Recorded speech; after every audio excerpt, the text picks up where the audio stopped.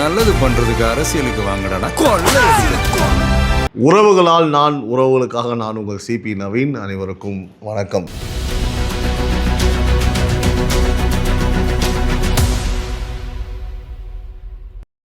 உறவுகளே, எலெக்ஷன் எல்லாம் முடிஞ்சிருச்சு, ஸ்டூடியோவுக்கு வந்தாச்சு.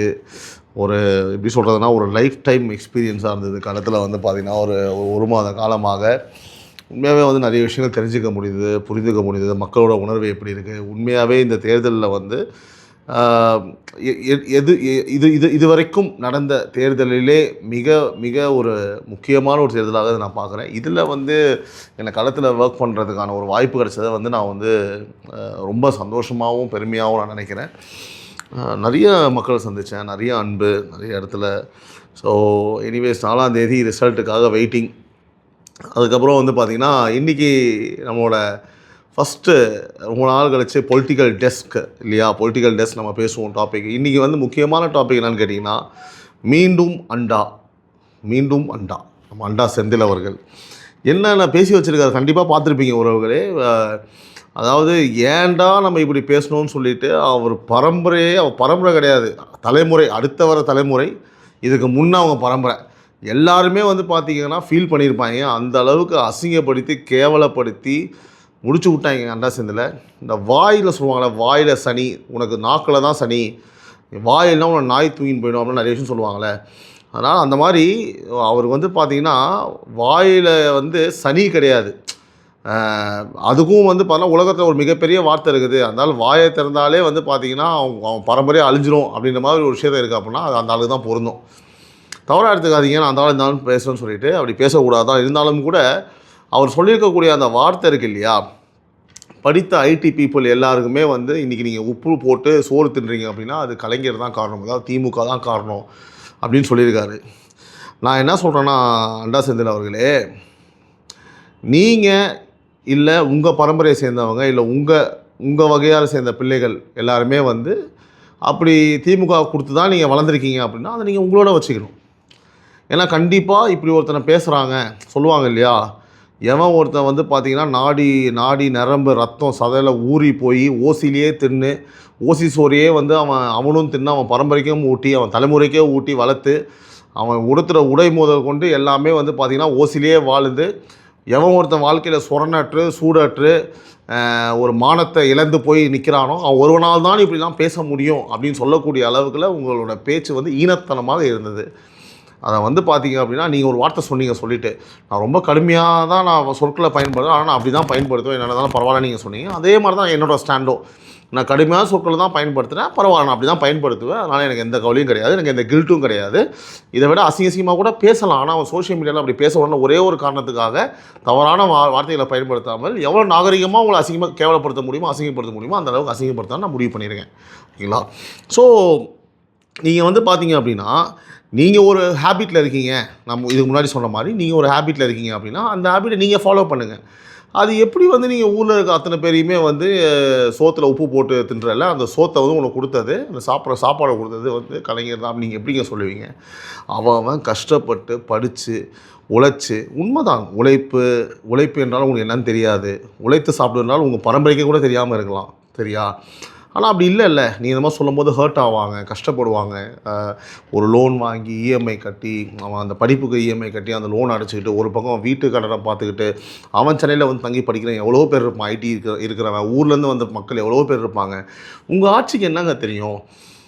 அதாவது எவன் வாழ்வாதாரத்தை உயர்த்தவும் தெரியாது. இன்னொன்று வந்து பார்த்திங்கன்னா, அந்த வேலைக்கு காசு வாங்கி லஞ்சத்தை வாங்கி அந்த வேலையை கூட அவனுக்கு கொடுக்காம அதையும் ஏமாற்றி வாயில் போட தெரியும்.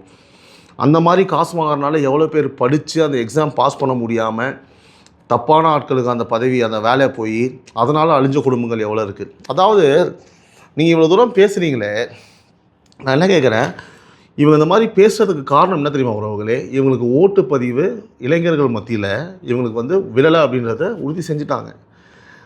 இளைஞர்கள் மட்டும் கிடையாது, உண்மை சொல்லணும் அப்படின்னா வந்து இவங்களுக்கு ஓட்டே எந்தளவு விழுந்திருக்குன்னு தெரியல. நாலாந்தே தெரிய போகுது இவங்க கதை என்னன்னு சொல்லிட்டு. இவங்களோட அரசியல் சாம்ராஜ்யம் அடுத்த ஒரு 30-40 ஆண்டுகள் இல்லை அப்படின்றத வந்து நான் நினைக்கிறேன். சரிங்களா? திமுகன்ற ஒரு கட்சி அடுத்த 30-40 ஆண்டுகளுக்கு வந்து பார்த்திங்கன்னா தமிழ்நாட்டில் திரும்பவும் பவருக்கு வர முடியாது. அதுக்கப்புறம் என்ன நடக்கும்னு கேட்டால் அவ்வளோதான், அந்த கட்சி நம்ம மறந்துடுவோம். சரிங்களா? இதுதான் நடக்கும். இருந்தாலும் கூட ஏன் இந்த வெறுப்புனா, ஒட்டுமொத்த பேரும் மாற்று கட்சிக்கு ஒரு ஓட்டை போட்டாங்க, நமக்கு போடல அப்படின்னு சொல்லிட்டு எவ்வளோ ஒரு கேவலமான ஒரு ஆட்டிடியூடு பாருங்கள். அதாவது ஓட்டு கேட்குறதுக்காக நம்மக்கிட்ட வந்து கெஞ்சினானுங்க எலெக்ஷனுக்கு முன்னாடி. ஆனால் எலெக்ஷனில் ஓட்டு போடலன்னு தெரிஞ்ச உடனே எந்த லெவலுக்கு இறங்கி பேசுகிறான் பாருங்கள். இன்னும் எலெக்ஷன் ரிசல்ட்டே வரல. எலெக்ஷன் ரிசல்ட் வரதுக்கு முன்னாடியே இவனோட ஈனபூத்தியை காமிக்கிறான் அப்படின்னா, இவனோட கேவலமான வந்து பார்த்திங்கன்னா ஒரு மிருகத்தனமான ஒரு செயல்பாடை வெளிப்படுத்துகிறானுங்கன்னா, இவனுங்க ஆட்சிக்கு வருவாங்கன்னு சொல்லக்கூட சும்மா கூட வாய் வரல. ஏன்னா வரப்போகிறது கிடையாது. சத்தியமாக சொல்கிறேன், அடித்து சொல்கிறேன், எழுதி வச்சுக்கோங்க. திமுக ஆட்சிக்கு மட்டும் கிடையாது, எதிர்கட்சியாக வருதான்னு கூட பாருங்கள். நீங்கள் ஒரு வேறு லெவலான ஒரு ரிசல்ட்டுக்காக waiting. Just wait and watch. நான் திரும்ப ஆணித்தனமாக சொல்லிடுறேன், அதில் நம்மளுக்கு சந்தேகமே வேணாம் உறவுகளே. நான் அடித்து சொல்கிறேன், எழுதி வச்சுக்கோங்க. எதிர்கட்சியாக வரதுக்கு வாய்ப்பு இருக்கானா அதை பார்ப்போம். சரியா? ஆட்சினா வரவே வராது. அதனால் அதை விட்டுருங்க, அந்த டாப்பிக் நம்ம பேச வேணாம். சரியா? ஸோ அதாவது இவங்களுக்கும் அந்த விஷயம் தெரிஞ்சிருக்கு போல இருக்குது. தெரிஞ்சுக்கிட்டு எப்படி பேச ஆரம்பிச்சிட்டாங்க பாருங்கள். இப்போ நான் என்ன சொல்கிறேன், திமுகவுக்கு ஓட்டு போட்டிருப்பான் தெரியுமா, அவன்லாம் வந்து பார்த்தீங்கன்னா உங்கள் ஸ்டைலில் சொல்லணும் அப்படின்னா சோறு தின்றவன் திமுக ஓட்டு போட்டிருக்க மாட்டான். ஒருவேளை ஓட்டு போட்டிருந்தானா அவன் நீங்கள் சொன்ன மாதிரி ஓசி சோறு இல்லை திமுக அந்த கட்சினால் வந்து பார்த்திங்கன்னா அவனுக்கு அந்த சோறு கிடைக்கிறதா இருந்திருக்கும். திமுகனாலேயோ இல்லைனா ஆமாம், அதாவது திராவிடத்தினால அவன் சாப்பிட்றான், 3 வேளை சாப்பிட்றான், அந்த கட்சி தான் அவனுக்கு சோறு போடுதுறான், அவன் ஓட்டு போட்டிருப்பான். ஏன்னா சோத்துக்கு வழி இல்லை, அந்த கட்சி தான் சோறு கொடுக்குது அப்படின்னா அது ஓட்டு போட நியாயம் இருக்குது. ஓகே, இப்போ உங்களை மாதிரி உதாரணத்துக்கு இப்போ வந்து பொதுவாக என்னோடய கருத்து என்னென்னா, சோறு தின்றவன், சொரணை இருக்கிறவன், சூடு இருக்கிறவன், கொஞ்சமாக மற்றவங்க வாழ்க்கையை பற்றி யோசிக்கிறவன், ஓகேவா, இன்னொருத்தவங்க குடும்பம் கஷ்டப்படுது, தமிழ்நாடே கஷ்டப்படுது, நம்ம ஒருத்தர் நல்லா இருந்தால் போதும், நம்ம இந்த கட்சிக்கு ஓட்டு போட்டோமா, நம்ம குடும்பத்துக்கு என்ன ஃபேவர் பண்ணுறாங்க, நம்ம குடும்பத்துக்கு என்ன நல்லது பண்ணுறாங்க, நம்மளுக்கு வந்து அது கிடச்சிதா இது கிடச்சிதா, நம்மளால் வேலை கிடச்சிதா, நம்ம இன்ஃப்ளூயன்ஸ் பண்ணி வந்து நாளைக்கா சம்பாதிக்க முடியுதான்னு யோசிக்காமல் நம்மளை பற்றியும் நம்மளோட தலைமுறை பற்றியும் அடுத்த ஜென்ரேஷனை பற்றியும் யோசிக்கிறவன் எவனுமே திமுக ஓட்டு போட்டிருக்கவே மாட்டான். அதனால தான் மொத்த பையனும் திமுக ஓட்டு போடல. ஏன்னா நான் என்ன கேட்குறேன், 4000க்கும் மேற்பட்ட வழக்குகள் இருக்குது. அதாவது குற்ற வழக்குகள். சரியா? பெண்களுக்கு எதிரான குற்ற வழக்குகள் இருக்குது. போக்சோ வழக்குகள் வந்து 50% மேலே அதிகமாக இருக்குது. ஊர் முழுக்க கஞ்சா புழக்கம், மது போதை வஸ்துன்றது வந்து பார்த்திங்கன்னா போதை வஸ்து தமிழகம் முழுவதும் பயங்கர பிரம்மாண்டமாக பெருகி இருக்குன்னு சொல்லிட்டு உங்கள் கூட்டணி கட்சி தலைவர் அக்கா பிரேமலதா விஜயகாந்த் அவர்களே சொல்லிட்டாங்களே. இதுக்கு மேலே உங்களுக்கு என்ன வேணும்? என்ன பெரிய எங்கள் அண்ணன் மேலே பெரிய குற்றச்சாட்டு இருக்குது? வெறும் அந்த லேடிஸ் பிரச்சனை. அதுக்கப்புறம் வந்து பார்த்திங்கன்னா அவங்க வேறு மாதிரி சொன்னாங்க. ஓகேவா? இது எப்படி சொல்லுவாங்க இல்லையா, என்ன ஒரு பெரிய பழக்கம் இருக்குது, சும்மா அப்போ லேடிஸ் பழக்கம், அப்போ தம் அடிப்பாப்புல தண்ணி அடிப்பாப்புல அப்படின்ற மாதிரி அவன் சும்மா போகிற போக்கில் என்ன எங்கள் அண்ணன் ஆட்சி மேலே பெரிய பஞ்சாயத்து இருக்குது, இந்த இப்போ பெண்கள் பாதுகாப்பு கொஞ்சம் குறைபாடு, அப்புறம் போதை, இதை தவிர்த்து நீ என்ன சொல்ல முடியும் எங்கள் அண்ணன் ஆட்சி மேலேன்னு சொல்லி போட்டாங்க பாரு ஒரு ஃபோனு. அடுத்த இன்டர்வியூவில் என்ன சொன்னாங்க, வரும் 4ஆம் தேதி அந்த பெட்டியை திறந்த உடனே ஓட்டு முடிவுனே எங்கள் அண்ணன் எடப்பு அப்படின்னாங்க. அடனே மறுபடியும் அது துரேந்தர் அக்கா இப்போ வந்து அன்பாக எல்லாராலும் துரேந்தர் என்று அழைக்கப்படுகிறார். ஸோ ரொம்ப நல்லா இருக்குது, ஹாப்பியாக இருக்குது இதெல்லாம் பேசும்போது. ரொம்ப நாள் கழித்து என்ஜாய் பண்ணுறேன் நான் பேசுகிறத. ஸோ என்னென்னு கேட்டிங்கன்னா, இவ்வளோ பிரச்சனைகள் இருக்கும்போது எந்த முட்டாப்பைய திமுக ஓட்டு போடுவான்? நீ போடுவேன், ஏன்னா நீ முட்டாப்பைய, புரியுதா? உன்ன சொல்லலை. அதனால் வந்து படித்தவன், விஷயம் தெரிஞ்சவன், குடு சொரணை இருக்கிறவன், சரியா, உண்மையாகவே போட மாட்டான்ப்பா, சத்தியமாக போட மாட்டான்.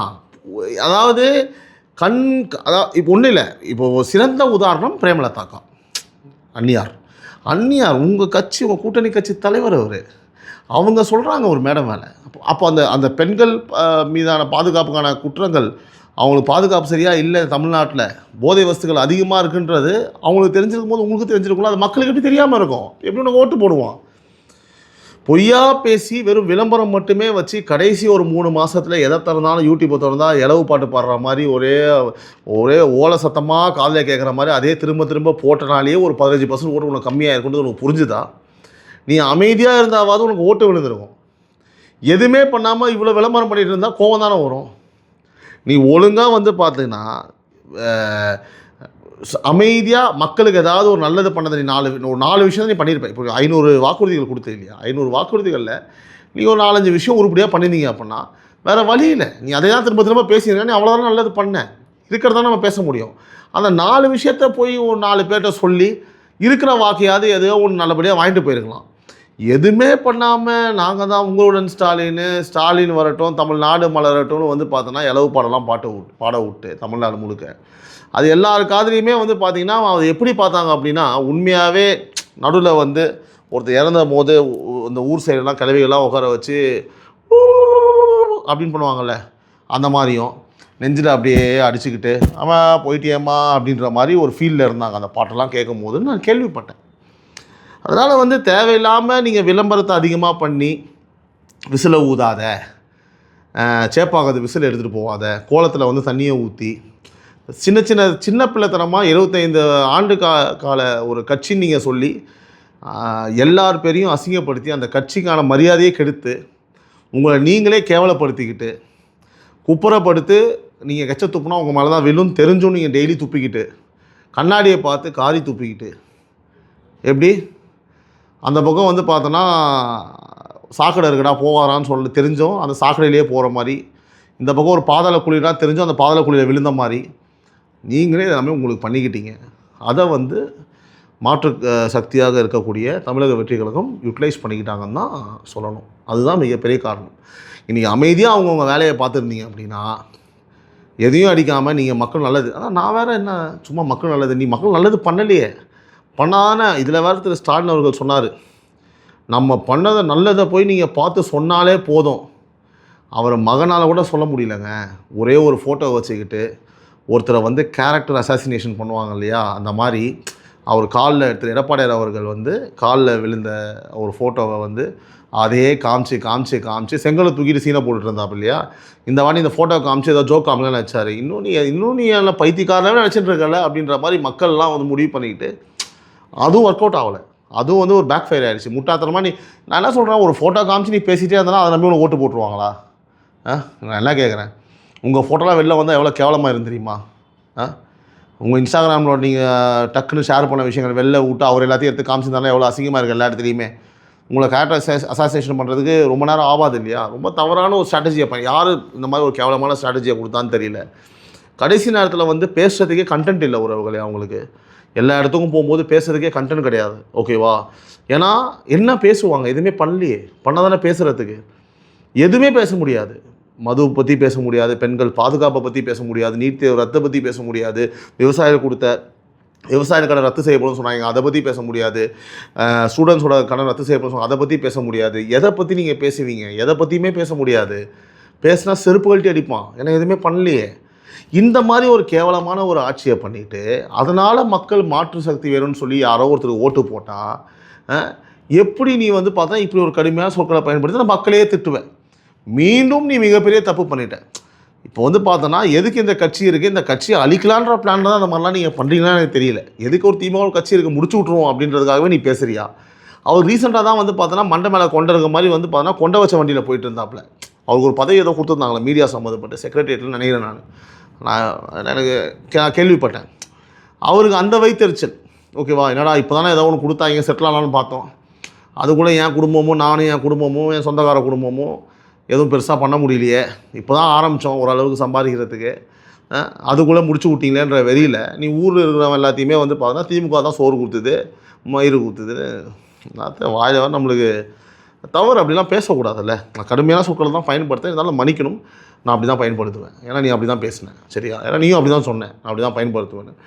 அப்படி இருக்கும்போது வந்து பார்த்தீங்கன்னா உறவுகளே, ஒரு விஷயம் நான் மகிழ்ச்சி அப்படின்னா என்ன பண்ணுறதுன்னு தெரியாமல் இந்த அளவுக்கு ஒரு மனுஷன் 2 வருஷத்தில் இவ்வளோ பெரிய ஒரு திராவிடம் சொல்லிக்கிட்டு காலில் தூக்கிட்டு தெரிஞ்ச ஒரு கட்சியை வந்து ஒரு அவரோட பேஸ்மெண்ட்டையே வந்து ஒரு குலுக்கி மண்டே அப்படி பிடிச்சி திருகி விட்டாப்புல, பிடிச்சி ஒரு ஆட்டிட்டாப்புல, ஒரு உழுக்கிட்டாப்புல, செவுட்டிலே அடிச்சிருக்காப்புல. இன்னும் நிறையா சொல்லலாம், நல்லா இருக்காது. வேணும். அதாவது இராணுவத்தில் அழிஞ்சவனை விட ஆணவத்தில் அழிஞ்சவன் தான் அதிகம்னு சொல்லுவாங்க இல்லையா? அந்த மாதிரி உங்களுக்கு இதெல்லாம் பத்தாது. 4ஆம் தேதி காலையில் எத்தனை பேர் ஹார்ட் அட்டாக்ல சாக போகிறீங்கன்னு தெரியல, எத்தனை பேருக்கு ஃபிட்ஸ் வந்து வலிப்பு வந்து கீழே விழ போகிறீங்கன்னு தெரியல. முக்கால்வாசி பேர் ஹாஸ்பிட்டலில் உட்காந்து நீங்கள் ஹாஸ்பிட்டலே அட்மிட் ஆகி நீங்கள் டிவி ஆன் பண்ணிங்கன்னா கட்சிக்காரங்களுக்கு சொல்கிறேன், முன்னாள் முதல்வர், முன்னாள் துணை முதல்வர், முன்னாள் அமைச்சர்கள், நீங்களாம் ஹாஸ்பிட்டல்லே உட்காந்து நீங்கள் ஓப்பன் பண்ணி பார்த்தீங்கன்னா பெட்டராக இருக்கும். சீரியஸாகவே சொல்கிறேன், விளையாட்டுக்கு சொல்லலை, ரொம்ப மிகையாக பேசலை. எல்லா மக்களும் முழுமையாக மாற்றத்தை நோக்கி நகர்ந்துட்டாங்க. மக்கள் களம் இந்த வாட்டி வந்து பார்த்திங்கன்னா எனி கேம்பெயின் யார் இவங்க அவங்க அந்த ஸ்ட்ராட்டஜி இந்த ஸ்ட்ராட்டஜி கேஸ்ட்டு ரிலிஜனு எங்கள் பங்காளி இவங்க பங்காளி இது வந்து இன்டாக்டான டிஎம்கே ஓட்டு இன்டாக்டான அந்த ஓட்டு இந்த ஓட்டு எந்த பருப்பும் இந்த வாட்டி வேகலை. மக்கள் முழுமனதாக எத்தனை வருஷம் தான் திராவிட கட்சியில் ஆண்டுட்டுருக்கணும், எத்தனை வருஷம் தான் வந்து திமுக நம்மகிட்ட வந்து அநியாயம் பண்ணிகிட்ருக்கோம், எதுக்கு ஒரு திமுக கட்சி எதுக்கு மற்ற கட்சிகள்னு எல்லாம் ஒரு மாதிரி டிஃப்ரெண்டான ஒரு மைண்ட் செட்டுக்கு வந்துட்டாங்க. நீங்கள் நினைக்கிற மாதிரியான ஒரு ரிசல்ட் இருக்க போகிறது கிடையாது 4ஆம் தேதி. நீங்கள் பாருங்கள், கம்மியில் கம்மி என் ஸ்டாண்டில் நான் நிற்கிறேன். நான் அன்றைக்கி சொன்னது தான் தாவேக்கா. நான் சொன்னேன் 20% ஓட்டு வாங்கும்னு சொல்லியிருந்தேன், ப்ளஸ் 10 to 15 சீட்ஸ் சொல்லியிருந்தேன். லாஸ்ட் 5 நாள் 6 நாள் அந்த எனக்கு தெரியும் களம் எப்படி இருந்ததுன்னு சொல்லிட்டு மினிமம் டு மினிமம் ஹங் அசம்பிளி யார் வந்து ஜெயிப்பாங்க அப்படின்ற முடிவு பண்ணுற இடத்துல ஒரு 20 to 40 சீட் வரைக்கும் வாங்கக்கூடிய இடத்துல திரு விஜய் அவர்கள் இருப்பார். அப்படி நான் சொன்ன அந்த விஜய் வேவ் ட்ரிகர் ஆகிடுச்சு, காலையிலே நம்மளுக்கு தெரிஞ்சிடும், பிக்கப் ஆக ஆரம்பிச்சிருச்சு அப்படின்னா கண்டிப்பாக எதிர்க்கட்சி தலைவர் அப்படி இல்லைன்னா சிஎம் ஆகிறதுக்கும் வாய்ப்புகள் எப்போ இருக்குது. இப்போ நான் அதை சொல்லலை, 4ஆம் தேதி காலையில் அந்த விஜய் ஃபேக்டர் எல்லா மனசுலையும் பதிஞ்சு எல்லோரும் மாற்றத்தை நோக்கி ஓட்டு போட ஆரம்பித்து டக்குன்னு சேஞ்ச் நம்மளுக்கு தெரியும், அப்போவே நம்ம முடிவு பண்ணிடலாம். ஆனால் லீஸ் சினாரியோவில் ஹங் அசம்பிளி கன்ஃபார்ம் தாவேக்கா தான் முடிவு செய்யும். சரியா, திமுகன்ற ஒரு கட்சிக்கே சீனே கிடையாது, முடிஞ்சிருச்சு, அவ்வளோதான், கதை ஓவர். சரியா, அதனால் நீங்கள் இப்போவே உட்காந்து எப்படி நீங்கள் தப்பிக்க போகிறீங்க, இந்த பாவத்தை கொண்டு போய் எங்கே சேர்க்க போகிறீங்க. ஆமாம், அதை பற்றி கூட பேசுறது வேஸ்ட்டு. ஆமாம், தமிழ்நாடு மக்களும் கூட தப்பிச்சிட்டாங்க. எனக்கு ஒரே ஒரு மன திருப்தி என்னென்னு கேட்டிங்கன்னா 200% வந்து பார்த்திங்கன்னா தமிழ்நாடு மக்கள் உங்களுக்கு தப்பிச்சிட்டாங்க. யார் ஆட்சி வந்தாலும் எனக்கு சந்தோஷம்தான். மாற்றம் வேணும்னு நாங்கள் ஆசைப்பட்டோம், அந்த மாற்றத்தை நாங்கள் கொண்டு வந்துட்டோம்னு இப்போவே நான் அடித்து சொல்லுவேன். அதாவது எங்களால் முடிஞ்ச உதவியை தமிழ்நாடு மக்களுக்காக தைரியமாக நாங்கள் நிறைய இடத்துல பேசியிருக்கோம். உண்மையாகவே மக்களுக்கு நான் அந்த இடத்துல நன்றி சொல்லிக்கிறேன். ஏன்னா கரெக்டான முடிவு எடுத்து நீங்கள் வந்து செஞ்ச வேலைக்கான ரிசல்ட்டு தான் கண்ட இந்த படத்தில் சொல்லுவாங்களே, நான் அப்போவே சொன்னேன், கண்ட நாயெல்லாம் உன்னை பற்றி பேச சொல்லிட்டுன்னு ஒரு படத்தில் ஒரு டைலாக் வரும். ஆனால் நான் யாரையுமே நாயின்னு சொல்லலை, நான் அந்த டைலாகை ஞாபகம் மட்டும்தான் படுத்துகிறேன். அதனால தான் வந்து பார்த்தீங்கன்னா கண்டவங்களாம் உட்காந்து இன்றைக்கி வந்து உங்களை இந்த மாதிரி ட்ரிகர் பண்ணி பேசுகிறாங்க. ஆனால் அதுக்கு தக்க பதிலடி நீங்கள் கொடுத்துட்டீங்க. நீங்கள் ஓட்டு போட்டு செஞ்ச சம்பவம் தான் வந்து இன்றைக்கி பல பேர் தூக்கத்தை கெடுத்து பல பேர் வாழ்க்கைனா என்ன, நீங்கள் தப்பாக நினச்சிக்காதீங்க. ஊழல் செய்கிற வாழ்க்கையை, சரியா, ஓசி சோறு தின்ற வாழ்க்கையை, மற்றவன் குடும்பத்தை உலையில போட்டு அதை சந்தோஷம் அடைகிற வாழ்க்கையை, ஓகேவா, மற்றவன் எப்படி எக்கேடால் செத்து போனாலும் பரவாயில்லன்னு சொல்லிட்டு அவன் துன்பப்படுறதை பார்த்து இன்பமாக அவன் சிரிக்கிற அந்த மாதிரி வாழ்க்கையை நீங்கள் வந்து செருப்பில் அடித்து செதிச்சு அப்படியே கழுவி ஊற்றி தள்ளி விட்டீங்க பார்த்தீங்களா. இதை நீங்கள் மக்கள் வந்து ஓட்டால் நிரூபிச்சிட்டிங்க. அதுக்கான வெளிப்பாடு தான் அது. ரொம்ப ரொம்ப நன்றி உறவுகளே. எப்பவும் போல் மீண்டும் அடுத்தடுத்த வரும் நாட்களில் வந்து டெய்லி நம்ம வீடியோ போட தான் போகிறோம், நம்ம பேச தான் போகிறோம். அதே மாதிரி இறுதியாக உறவுகளின் குரல் நான் சொல்லியிருந்தேன், 9884430900 9884430900 இந்த இடத்துல டிஸ்பிளே ஆகும். உங்களுடைய கருத்துக்கள், நீங்கள் என்ன சொல்ல வரீங்க, எலெக்ஷன்ஸை பற்றி ஏதாவது இன்ஃபர்மேஷன்ஸ் இருக்கா, ஏதாவது வீடியோஸ் இருக்கா, ஏதாவது முக்கியமாக சொல்ல வரீங்க அப்படிலாம் நீங்கள் ஷேர் பண்ணுங்கள். நம்ம வந்து பார்த்திங்கன்னா வீக்லி ஒன்ஸ் வந்து இந்த எபிசோட் நம்ம பண்ண போகிறோம். அதில் நீங்கள் அனுப்பின விஷயத்தை பற்றி நான் நிச்சயமாக பேச போகிறேன். கவலைப்படாதீங்க, உங்களோட பேர் அதெல்லாம் எதுவுமே டிஸ்க்ளோஸ் பண்ண மாட்டோம். பிகாஸ் இது சோர்ஸ் எனக்கு தெரியும், நீங்கள் கவலைப்படாதீங்க. ஆனால் நீங்கள் தைரியமாக நம்பி இந்த நம்பருக்கு நீங்கள் அனுப்பலாம், பதிவு பண்ணுங்கள். உங்களோட குரல் நம்மளோட சேனலில் நிச்சயமாக ஒலிக்கும், அது வெளியில் வரும். அதை பார்த்து 4 பேர் இல்லை லட்சங்களில் பார்ப்பாங்க. அதனால் அங்கே மாற்றம் வரும். அதனால் பார்த்துட்டு ஜஸ்ட் கமெண்ட் பண்ணி லைக் பண்ணுறது மட்டும் இல்லாமல் இந்த சமூகத்தை ஏதாவது பண்ணணும்னு நினச்சிங்க அப்படின்னா உங்களுடைய சமூக ஆர்வத்தை நம்ம உறவுகளின் குரல் அப்படின்ற நிகழ்ச்சி மூலிமா வெளியில் கொண்டு வரதுக்கு ட்ரை பண்ணுங்கள். இந்த நம்பருக்கு வாட்ஸ்அப் பண்ணுங்கள். அண்ட் மறக்காமல் சப்ஸ்கிரைப் பண்ணுங்கள். வீடியோ பிடிச்சிருந்தா ஹைப் பண்ணுங்கள். ஹைப் பண்ணால் அது நிறையா ஷேர் ஆகும். இம்மன்ஸான சப்போர்ட் கொடுத்துருக்கீங்க. ரொம்ப எனக்கு தெரிஞ்சு டக்குன்னு சப்ஸ்கிரைபர்ஸ் இன்க்ரீஸ் ஆகிருக்காங்க டைம்ஸ் ஆஃப் ரிப்பப்ளிக் நியூஸ் அப்படின்ற சேனலில். உறவுகளே, அதுக்கப்புறம் உங்கள் நவீன் கிட்டே இருந்து ஒரு சின்ன வேண்டுகோள். நம்மளோட இன்னொரு சேனல் இருக்குது, டைம்ஸ் ஆஃப் ரிப்பப்ளிக்னு சொல்லிட்டு நான் இங்கே போட சொல்கிறேன். நம்ம ஆல்மோஸ்ட் ஒரு 96,000 வந்துட்டோம். இன்னொரு 4,000 சப்ஸ்கிரைபர்ஸ் தான் இருக்காங்க. டக்குன்னு நீங்கள் போய்ட்டு அங்கே சப்ஸ்கிரைப் பண்ணிட்டு பெல் ஐக்கான் ப்ரெஸ் பண்ணுங்கள். அங்கே நம்ம வந்து பார்த்திங்கன்னா முக்கியமான கெஸ்ட் கூடலாம் வந்து பாட்காஸ்ட் ஷோஸ் வந்து ரொம்ப நாளாக பண்ணிகிட்ருக்கோம். ஸோ இங்கே நான் வந்து இந்த சேனலில் நான் இண்டிவிஜுவலாக உங்கள்கிட்ட பேசிகிட்டு இருக்கேன். அந்த சேனல் ரொம்ப இன்ட்ரெஸ்டிங்காக இருக்கும், அதையும் ஃபாலோ பண்ணிக்கோங்க. Love you all, take care, நன்றி, வணக்கம். சரித்திரம் படை, அதை